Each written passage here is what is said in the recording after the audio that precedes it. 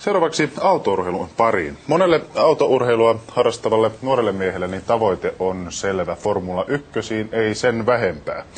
Mutta millä konstein sinne pääsee ja mitä ominaisuuksia tämä laji vaatii kuljettajalta? Tervetuloa kuljettaja F1, muuten jo kokeillut Kimi Räikkönen ja Vauhdin maailman päätoimittaja Peter Geitel. Kiitos. Niin, kokeilit Italian Mugellossa F1 muutama viikko sitten. Miltä auto tuntui? No, kyllä se tuntuu ihan erilaiselta kuin mikään muu auto. Vaikka periaatteessa kaikissa on 4 pyörää ja polkimet ja ratti, niin se niin kunnon kilpa-auto sit muihin verrattuna. Että se aluksi oli vähän vaikeaa, mutta kyllä se siitä rupesi mennä siitä. Kerro meille penkkiurheilijoille, jotka taas ensi sunnuntaina jäämme televisio ääreen katsomaan Japanin osakilpailua, ja ollaan totuttu ajamaan henkilöautolla, jossa on ohjaustehostin, ehkä aika lujaakin, mutta siihen verrattuna niin näitä Formula 1 sen auton eroja. Tietenkin siinä on kauhean isot siivet, että se tekee se downforce niin isoksi, että sillä pystyy mennä mutkissa paljon lujempaa kuin henkilöautolla. Ja suorilla sitten tietenkin teho on taas paljon enemmän kuin verrattuna johonkin normaaliin pieneen henkilöautoon, mutta jarrut ja kaikki on niin erilaisia. Siinä ei nyt ainakaan siinä Sauberissa ollut ohjaustehostinta, että se on aika raskas ajalla siellä. Sitä saa vääntää sitä rattia ihan voimilla. Joo, kyllä siitä saa. No missä kohtaa se tuntuu, kun sanotaan, että nämä painovoimat, esimerkiksi jotain 4G, niin sehän on niin kuin 4 kertaa oma paino. Eikö niin? Joo.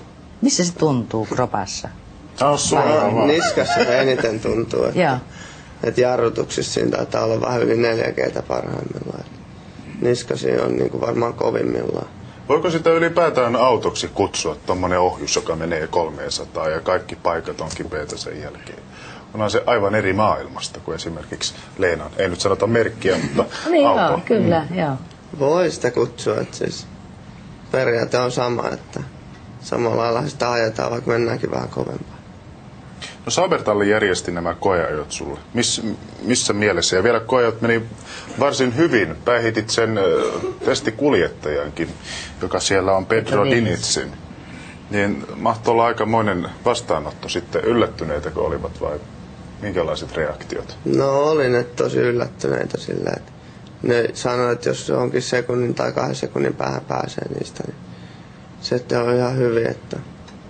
Olet, Peter, seurannut formulakuljettajien uraa jo pitkään. Kuinka harvinainen tapaus tämmöinen kohta 21-vuotias on, joka ajaa näinkin hyvin, näin varhain? No kyllä kysymys ilmiselvästi on poikkeuksellisesta lahjakkuudesta. Me ei tiedetä tietysti vielä tulevaisuudesta mitään, mutta jos tämä johtaa yleensä minkäänlaiseen Formula 1-toimintaan, niin eipä ole juuri esimerkkejä, jotka olisi näin oikotietä, näin vähällä oikeiden autojen kokemuksella siirtynyt ykköstasolle. Miten se on mahdollista, että sinäkin nyt, tai hän pystyy näin oikaisemaan? Moni käy sen Formula 3 ja ties minkä formulaan kautta ja sitten pikkuhiljaa vasta. Tämä on tietysti aika pitkälle suhdetoimintaa myöskin Formula 1-maailma, niin kuin muukin urheilu huipulla. Tietysti täytyy olla ensinnäkin poikkeuksellinen lahjakkuus.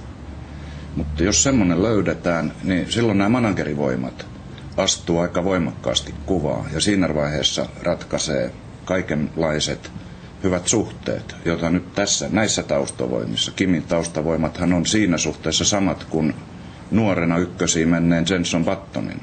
Ja ketäs siellä, minkälainen organisaatio siellä taustalla on näitä taustavoimia? Kerro Kimi itse. No siellä on isä ja poika, että David ja Steve Robertson, että ne hoitaa myös tuon Buttonin asioita ja ne otti yhteyttä muuhun, niin ne nyt hoitaa ne kaikki.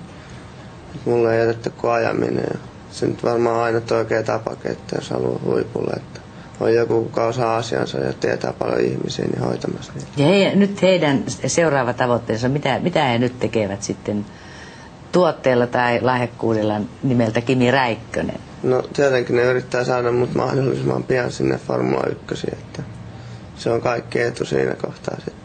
Ja mitä tapahtuu. Niin, ja mikä siinä on tähtäimessä? Siis onko se tämä Saubertalli, on puhuttu testiajajasta tai että se pääsisit jo ihan kilpailemaan kuljettajana? No ihan realistisesti. Toivotaan tietenkin, että pääsee kilpailemaan, mutta sen nyt saa tietää muutaman viikon sisällä. Eli pian selviää. Pian, niin. Kuinka fiksua, jos näin saa kysyä, on siirtyä suoraan, vaikka mahdollisuuskin tarjotaan, niin ohi näiden kaikkien muiden vaiheiden? Kai silläkin on merkitystä, että hiljaa hyvää tulee. Mitä riskiä tähän, jos näin voi kysyä sisältöön? Niin, se on kaksipiippunen juttu, nimittäin hiljaa hyvä tulee tietysti ja kokemus on hyväksi, mutta toisaalta kenen maltti riittäisi jättää käyttämättä avautuva mahdollisuus. Ja kukaan ei taas tiedä tulevaisuutta, jos odotetaan vuosi tai odotetaan 2 jossain toisessa luokassa. Mikä on kuskin markkina-arvo sen jälkeen ja miten ne vuodet kouluttaa. Formula 1-kuljettajastahan hyvin usein sanotaan, kaikki tietää, että sä oot yhtä hyvä kuin sun viimeinen kilpailus.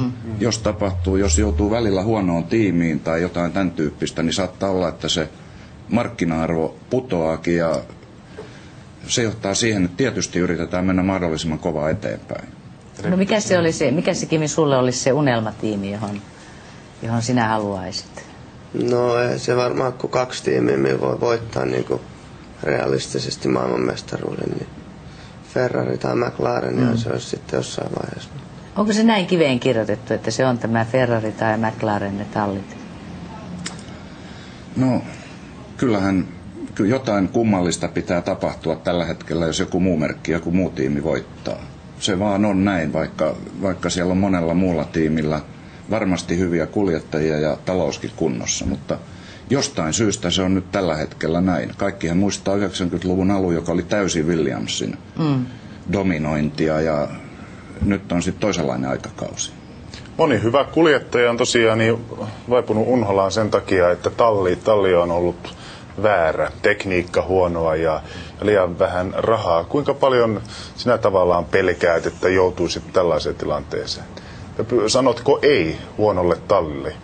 No, kyllä me sanottiin jo viime vuonna, että me jouduttiin huonoa talliin, ettei se sille alkanut mitenkään kovin hyvin. Että...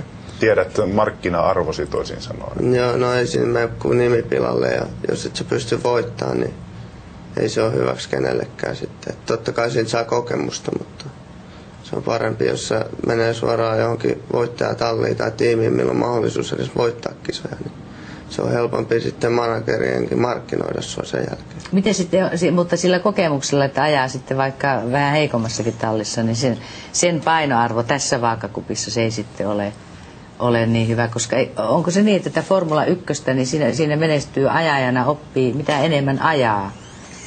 No, onko se niin puhtaasti sitten lahjakkaalle ihmiset tekniikkaa?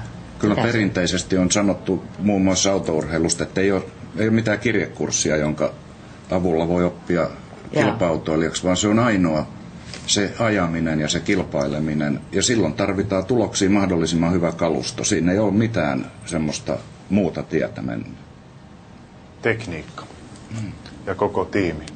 Mutta sinulla on yksi hyvä ominaisuus kuulemma. Tiedät heti, mikä autossa mättää, ja pystyt sitten myös kertomaan insinöörille, että mistä kiikastaa. Onko näin?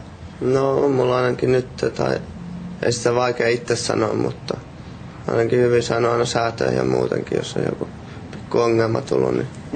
Mistä sinä sen tiedät? Minä olen varmaan tuossa nyt monta kuukautta miettinyt, että mitäköhän tuossa kytkimessä oikein on vikana. Että sä tiedät heti, että mihin se perustuu. Näetkö mittareista vai tunnetko vaan? Että... Ei, kai se tulee ihan tuntua, ja se on sieltä joskus pienestä asti ollut vähän autot kiinnostanut niitä aina, touhunut niiden kanssa, niin jotenkin se tulee vaan sieltä. Oppinut tavallaan elämään auton kanssa ja tulkitsemaan sitä. No kai se niinkin on. No miten sitten tässä vaiheessa nyt viikon kuluttua, eli sulla laskettiin tuossa 9 aamua pääset siviiliin Lahden urheilukoulusta, niin mitä tästä nyt sitten eteenpäin tapahtuu? No en mä tiedä, ainakin alkaa taas normaali elämä. Kerro mitä se on nyt, että harjoitteletko, kohotatko kuntoasi tai... No se nyt on pääasia, että jos sinne ykkösiäkin pääsee ihan sama mitä tekee, niin se kuitenkin sen verran raskasta niskalle ja kaikille, että täytyy kuntoilla kovasti. Ja mikä kohottaa parhaiten? Onko se joku laji vai tietyt liikeradan harjoitukset, puntteja? No kaikki oikeastaan monipuolinen. Että se on aika hankala, että ajaessahan se kaikista parhaiten sen niskan saa treenattua, mutta sitäkään ei hirveästi pääse ajaa kuitenkaan. Niin pitää olla valmis sitten kun pääsee, että jos siitä ainakaan kiinni. Eli punttisalia, kunnes se ratkaiseva puhelinsoitto sieltä Englannista tulee. Muutaman viikon kuluttua. Joo. Kiitoksia teille molemmille. Ja menestystä. Kiitos.